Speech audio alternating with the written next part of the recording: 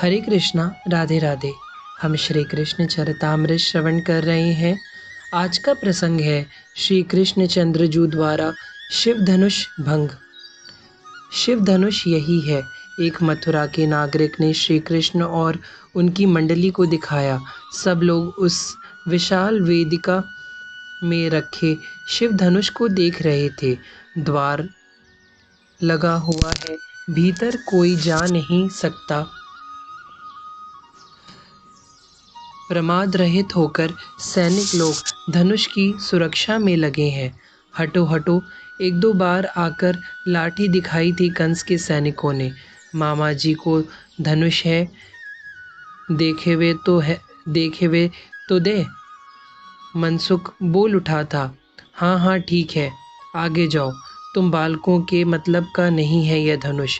सैनिक ने आगे बढ़ जाने के लिए कहा। आप इधर आइए। मथुरा के नागरिक ने श्री कृष्ण को एक तरफ ले जाकर बैठाया था। यह जो यज्ञ हो रहा है इसी धनुष के लिए। उस नागरिक से श्री कृष्ण प्रश्न करते हैं। हाँ, इसी धनुष के लिए। कहते हैं यह धनुष जड़ नहीं है, चैतन्य है। किसी के हाथों भारी हो जाता है तो किसी के हाथों हल्का। शिव धनुष है ये, और भगवान परशुराम ने राजा कंस को यह धनुष प्रदान किया था। वह नागरिक बोलता गया। कंस का कहना है कि यह धनुष बलि मांगता है, इसलिए इस धनुष को बलि चढ़ाने के लिए ही कंस ऐसे यज्ञ का आयोजन करता है। पर औदरदानी का धनुष भला बलि क्यों मांगने लगा? श्री कृष्ण बोले। हाँ, आप सही कह रहे हो। बड़े बड़े मथुरा के विद्वान भी यही कहते हैं। नागरिक ने कहा। फिर वो विद्वान समझाते क्यों नहीं राजा कंस को? श्री दामा ने पूछा। अपने प्राण किसे प्यारे नहीं होते? कितना भी बड़ा विद्वान हो, प्राणों का मोह तो रहता ही है। कंस को समझाना मतलब अपने प्राणों का मोह त्याग देना। वह मार देगा। नागरिक ने दो टुक कहा। अच्छा, यज्ञ के विषय में बताओ। श्री कृष्ण ने धनुष यज्ञ के बारे में ही सुनना चाहा। हाँ, करीब 12 वर्ष हो गए धनुष यज्ञ नहीं हुआ। उससे पहले होता था, इसलिए तो इस बार कंस ने धनुष यज्ञ ही विशेष रखा है। करते क्या है इस धनुष यज्ञ में? कपोल में हाथ रखकर श्री कृष्ण पूछ रहे हैं। वह नागरिक उत्तर दे रहा है। रंगेश्वर महादेव का पूजन चलता रहता है। उधर धनुष का पूजन भी किया जाता है। नागरिकों को बुलाया जाता है। हाँ, समस्त मथुरा की प्रजा को उपस्थित होना ही है इस यज्ञ में। फिर श्री कृष्ण चंद्रजू पूछते हैं, फिर धनुष उठाओ। किससे उठेगा धनुष? नागरिक सामान्य नागरिक ही तो है, और यह धनुष तो असामान्य है।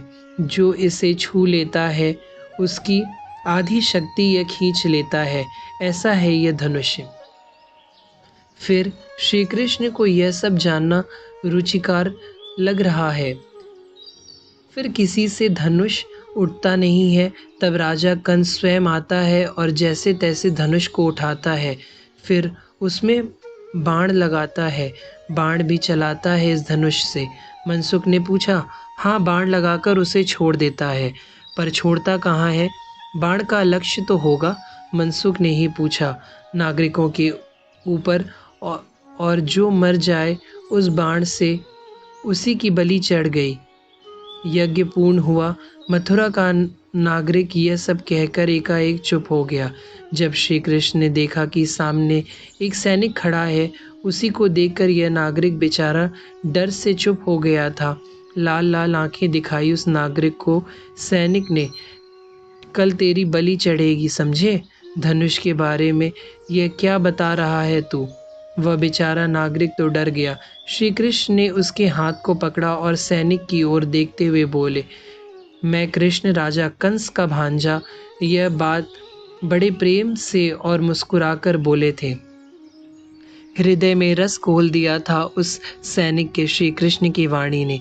अच्छा अच्छा, यह कहकर वह आगे जाने लगा, पर श्री कृष्ण कैसे उसे छोड़ देते। श्री कृष्ण उसके पीछे गए। सुनो, हमें धनुष को देखना है। नहीं, यह संभव नहीं है, सैनिक मना करते हुए भीतर चला गया और द्वार भीतर से बंद कर दिया। सुनो, खोल दो द्वार, बस धनुष को देखेंगे। श्री कृष्ण बाहर से बोले जा रहे थे। आध घड़ी बस धनुष को देखना है और चले जाना। सैनिक को अपनी मजबूरी भी बताई। ठीक है, बस देखेंगे और प्रणाम करेंगे बस, श्री कृष्ण बोले। आ जाओ भीतर। सैनिक ने सबको भीतर जाने दिया। बड़े प्रसन्न हुए श्री कृष्ण भीतर जाते ही चारों ओर दृष्टि दौड़ाई। सैनिक लोग खड़े हैं, धनुष्य की पूरी सुरक्षा है। अब जाओ बाहर, धनुष देख लिया ना? दूसरा सैनिक बोला। अरे हमारे मामा जी को माल है, थोड़ो और देखन दो। मनसुख अपनी मस्ती में बोल रहा था। मनसुख, धनुष उठा दो, श्री कृष्ण ने कान में कहा। गिरिराज गोवर्धन से तो हल्का ही होगा। बलभद्र भैया भी हंसते हुए बोले। बस फिर क्या था। भागे धनुष की वेदिका की ओर श्री कृष्ण। सैनिक श्री कृष्ण के पीछे भागे। 2-4 और थे, वह मनसुख आदि को पकड़ने लगे तो यह सब सखा बोले, हमें पकड़ के क्या होगा, उसे पकड़ो। तो वह सैनिक भी श्री कृष्ण के पीछे ही भागे। पर श्री कृष्ण धनुष जहाँ रखी थी उसी वेदिका में खड़े हैं।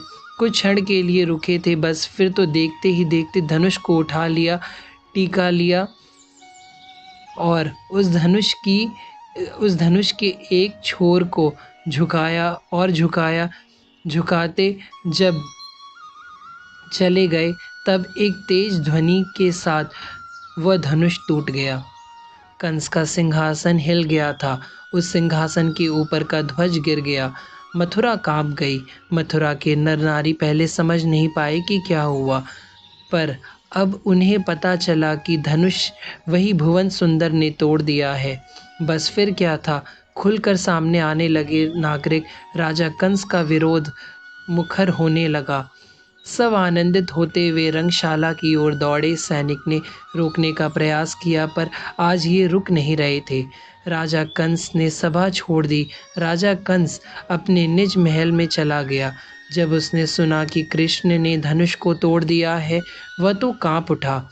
अब कृष्ण मुझे मार देगा। तात मथुरा के नागरिक इसलिए प्रसन्न हुए और राजा कंस का मुखर विरोध करने पर उतर आए थे कि शिव धनुष देते समय परशुराम भगवान ने कहा था कंस को कि जो इस धनुष को तोड़ेगा वही तेरा वध करेगा।